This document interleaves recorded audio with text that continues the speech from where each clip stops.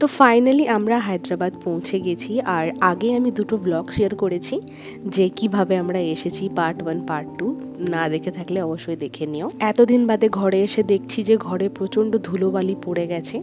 যাই হোক, চান টান করে নিই, এখানে সন্ধে দিচ্ছিলাম। আর এইবারে কিন্তু আমাদের সঙ্গে বাবাও এসেছে। জানো তো, আমি যখন ছোট ছিলাম, যখন কোনো নতুন জিনিস কিনতাম, তখন আমি যতক্ষণ না সবাইকে দেখাতাম আমার মন ভরতো না।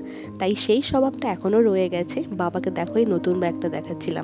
আসলে এই ব্যাগটা হায়দ্রাবাদ থেকে নিয়েছিলাম, তাই বাবা তো দেখেনি, সেটাই দেখাচ্ছিলাম। বাড়ি ফেরার পর আমার প্রচণ্ড জোরে খিদে পেয়ে গেছিলো, তাই জন্য আমি আমার হাজব্যান্ডকে বললাম, যাও কিছু একটা নিয়ে আসো।